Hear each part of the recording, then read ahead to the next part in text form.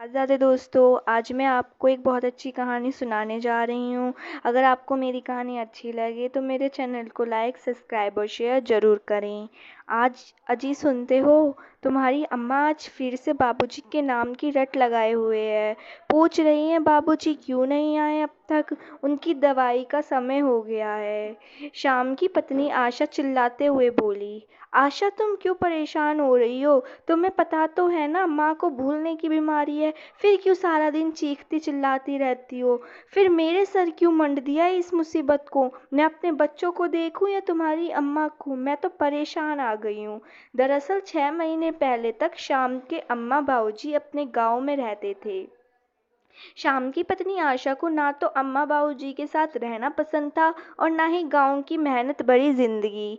सो दोनों बेटा बहू अपने बच्चों के साथ उनसे अलग रहने शहर में आ गए थे। हालांकि श्याम अपने माता पिता को छोड़ना नहीं चाहता था, लेकिन आशा के आगे उसकी एक ना चलती थी। गांव में ही रहकर वह बाबूजी के साथ खेती किया करते थे और अम्मा भी बाबूजी के साथ उनके काम में हाथ बटाया करती थी। इतना बुढ़ापा आने पर भी दोनों अपना काम खुद किया करते थे और अपनी जिंदगी से संतुष्ट थे। एक दिन बाबूजी रोजाना की तरह खेत में काम करने गए। वहां अचानक से कहीं से एक सांप आ गया और उन्हें काट लिया। उनकी वहीं पर जीवन लीला वहीं समाप्त हो गई। बेटा बहू 4 दिन तक रहकर चले गए। पिता के यूं अचानक जाने का सदमा अम्मा बर्दाश्त नहीं कर पाई। अम्मा बिल्कुल अकेली रह गई थी और अकेलेपन से धीरे धीरे उनकी दिमागी हालत बिगड़ गई।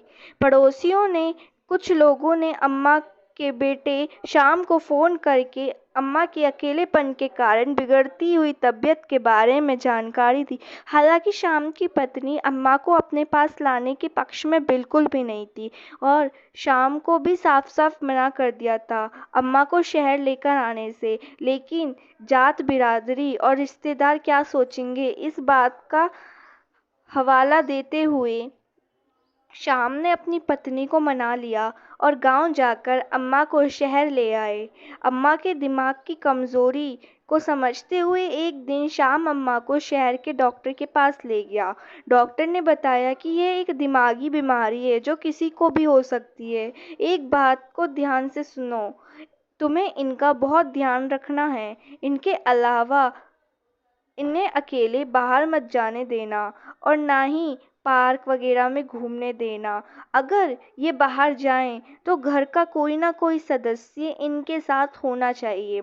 डॉक्टर की दी गई हिदायत से जब शाम ने अपनी पत्नी को समझाई तो वह बोली, कुछ नहीं हुआ है, वो सब सुनती है, सब समझती है, बस परेशान करने के लिए नए नए बहाने ढूंढती है।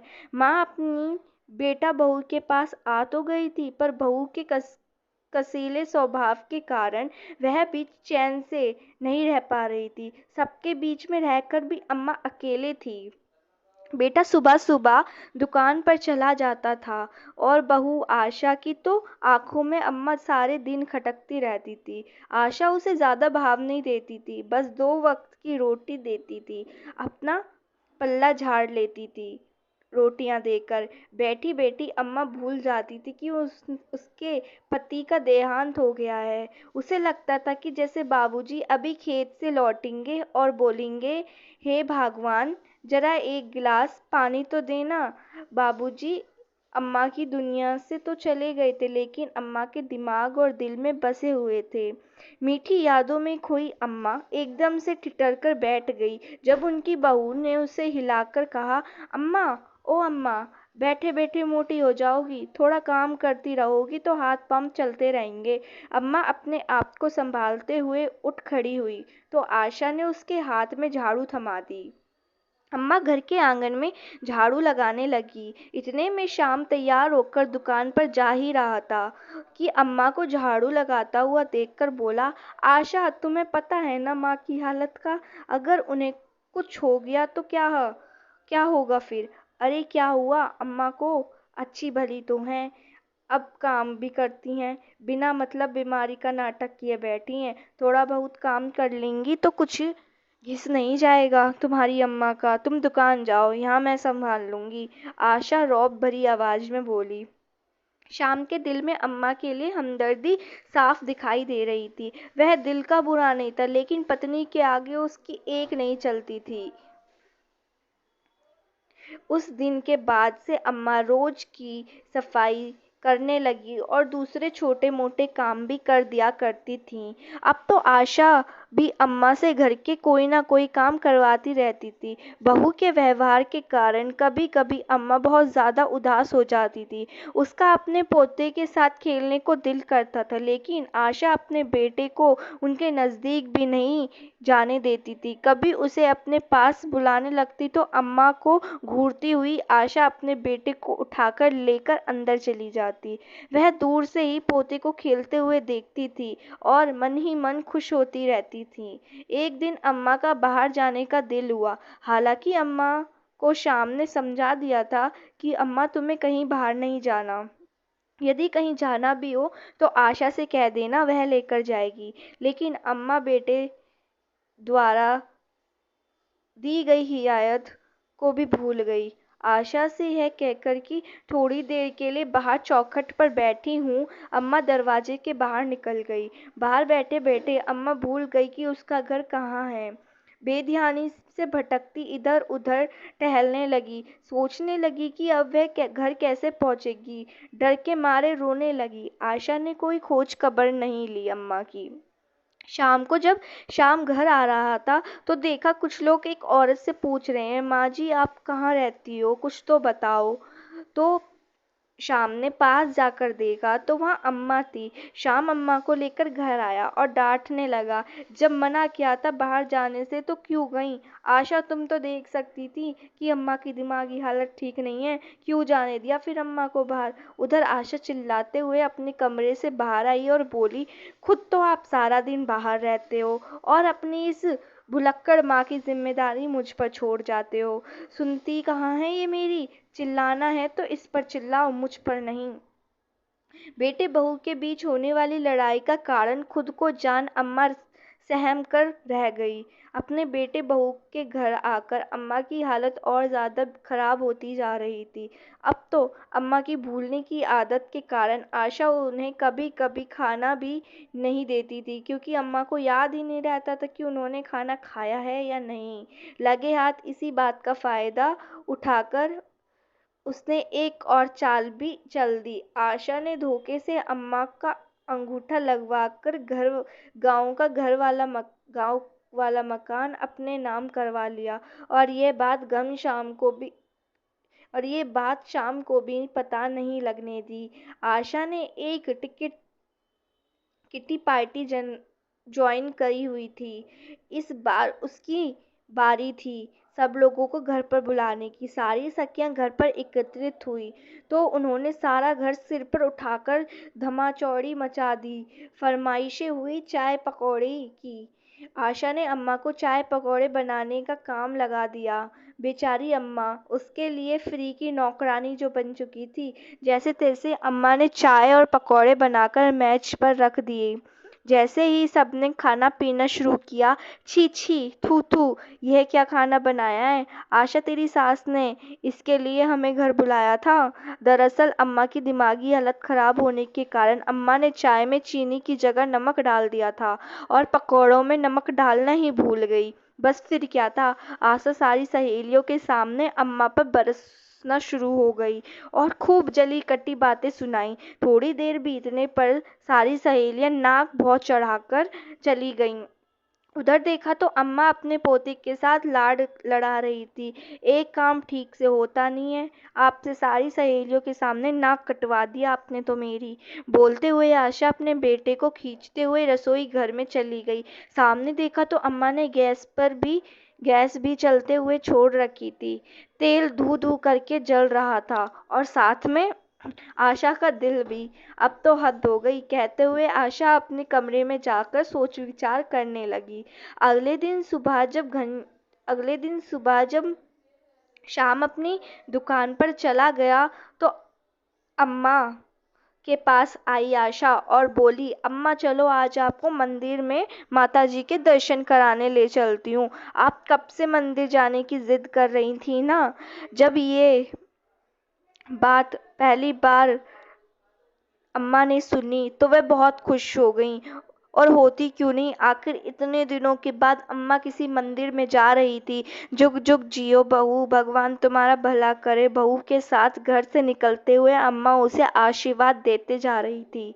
शहर के दूसरे किनारे के एक मंदिर में पहुंचकर आशा ने वहीं पर अम्मा को एक कोने में बिठा दिया। अम्मा, यहीं चौखट पर बैठ जाओ, मैं प्रसाद लेकर आती हूँ, तब तक यहीं रुकना, कहीं जाना मत। यह बोलकर आशा प्रसाद लेने चली गई। लेकिन सुबह से दोपहर हो गई, आशा लौट कर ना आई। बेचारी अम्मा भूखी प्यासी वहीं बैठी रही। किसी ने प्रसाद दे दिया तो खा लिया।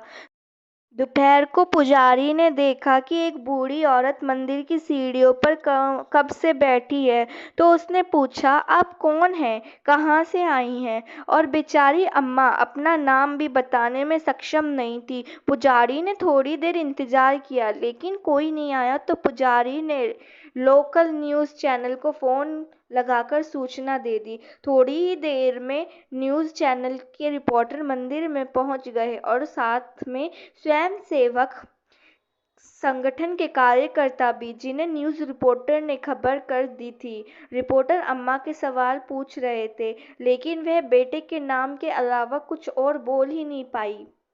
उन्होंने अम्मा की वीडियो बनाकर चैनल पर शेयर कर दी और अम्मा से पूछताछ में जो थोड़ी बहुत जानकारी मिली वह भी उन्होंने न्यूज़ चैनल पर डाल दी। शाम को जब शाम दुकान से वापस आया तो हैरान होते हुए बोला, अम्मा क्यों नहीं दिखाई दे रही, कहाँ गई हैं? अकेले तो कहीं जाने से रही, क्या पता, मुझे क्या पता, तुम्हारी अम्मा बिना बताए कहीं भी चली जाती हैं। मैं तो तंग आ गई उनकी इस भूलने की बीमारी से। अच्छा ही हुआ जो चली गई।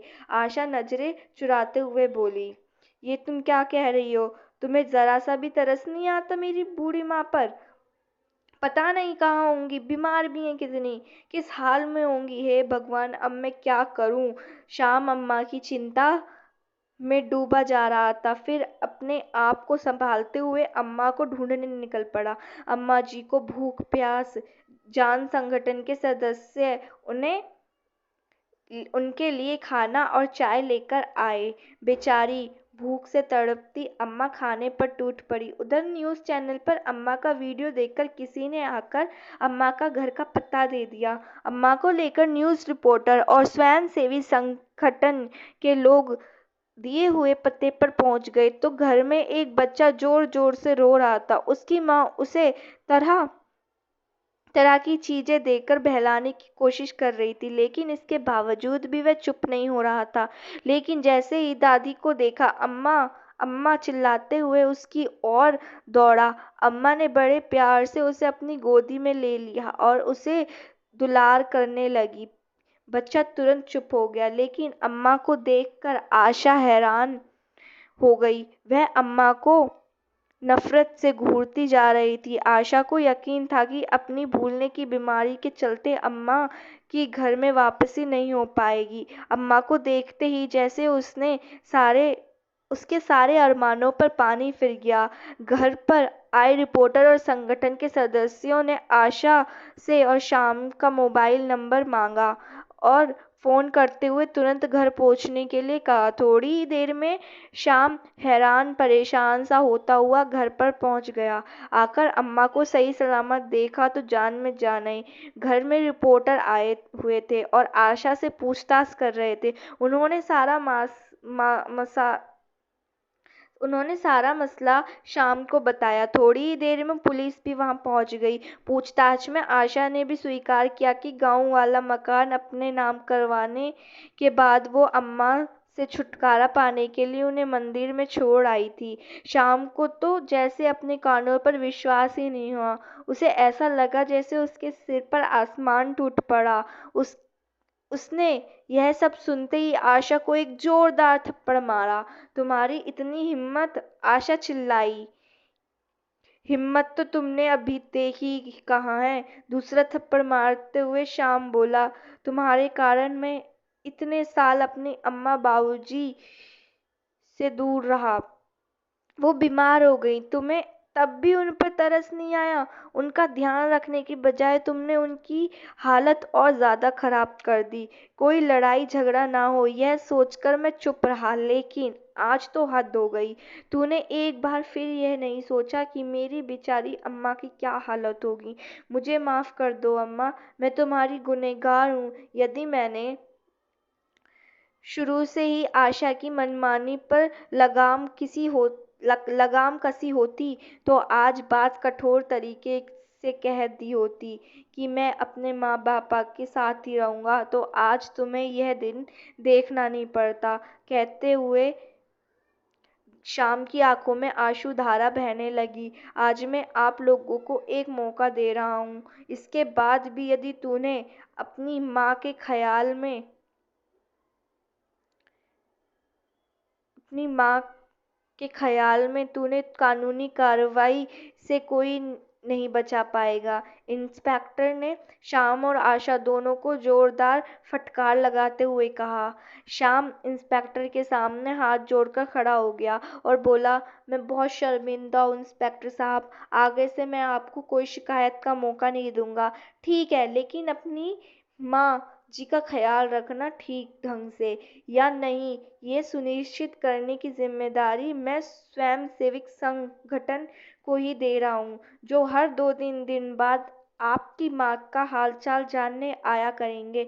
यह कहकर इंस्पेक्टर साहब चले गए। संगठन के सदस्य जब जाने लगे तो जाते जाते थोड़ा रुककर आशा से बोले, माँ जी की भूलने की बीमारी चाहे लाख बुरी हो, लेकिन देखा जाए तो उसमें एक बात बहुत अच्छी भी है, वो ये कि उन्हें तुम्हारे बुरे कर्म भी याद नहीं रहेंगे। यह सब सुनकर आशा तो जैसे जमीन में उड़ गई। आशा ने नजरें उठाकर अम्मा की तरफ देखा तो अम्मा अपनी गोद में बच्चे को बिठाए उसे का कप से दूध पिला रही थी। आज आशा को अपने किए पर पछतावा हो रहा था। भरी आंखों से माँ जी के पैर छूकर उसने सामने हाथ जोड़कर खड़ी हो गई। अम्मा ने बहू की आंखों में पछतावा के आंसू देखे, उसे चुप कराया और गले से लगा लिया। आशा ने मन ही मन एक अच्छी बहू, अच्छी पत्नी और अच्छी माँ बनने का प्रण ले लिया।